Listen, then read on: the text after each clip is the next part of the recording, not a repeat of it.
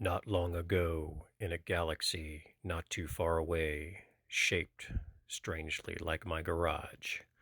Adventures in Engineering. I've been trying to machine aluminum with a ProverXL 4030 CNC for a frustrating while now. I wanted to use this CNC as is out of the box. I try to post how-to videos, but I can't really do that here. Can it cut aluminum? Yes. Can it make finished quality pieces? My experience says no. I'll walk you through how this went and what I'm going to try next. I started too big with a piece that I've made on my 3D printer. It was too complicated and too much machining for a beginner like me, and I still had some learning to do. During my learning process, I realized I needed to make sure my machine was properly square and level/trammed. So I 3D printed a tramming tool and used some of the broken bits that I had broken during the process of learning.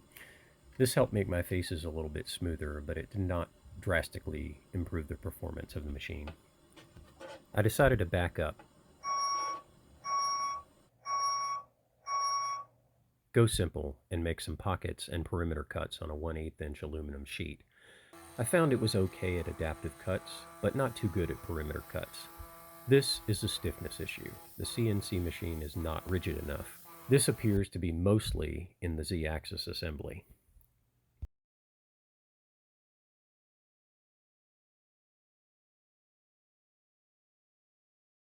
We're looking at XY deflection on the ProverXL here.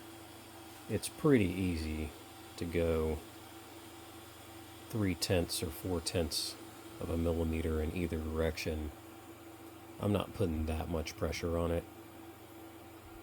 So this is the Y direction. Again, pretty easy to go 3/10 of a millimeter out in the forward and the backward.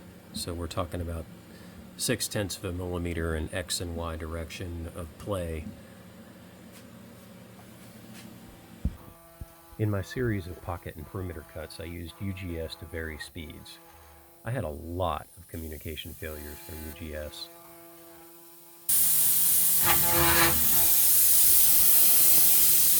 And we fail immediately. And we fail again. I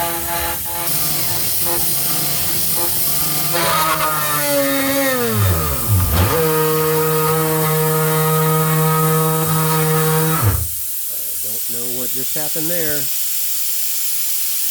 I do not believe these were caused by my PC, but probably from noise or from the motors or the controller. I didn't try too hard to solve this problem. Ultimately, I found the offline controller was much more reliable and just changed the settings for each test. Finally, I was able to make a few parts. My best results were at 12,000 RPM, about 300 millimeters per second, and a 0.3 millimeter depth of cut with a 3-flute 1/8" tool. This was pretty slow, took a long time.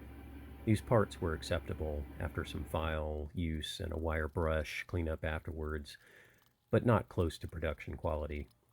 Maybe that was too high of an expectation on my part, but I did not expect to have to do multiple passes of the cuts and still have jagged edges, and then 20 minutes of manual cleanup for every part. So right now you're wondering, what's next? Do I take a baseball bat to it Office Space style? Or is there a fix? Well, you know I believe everything can be made better. Since I think the Z-axis assembly is the primary rigidity issue, I looked into replacing the Z-axis rods with linear rails, but that was more design and fabrication effort than I was willing to put in for this.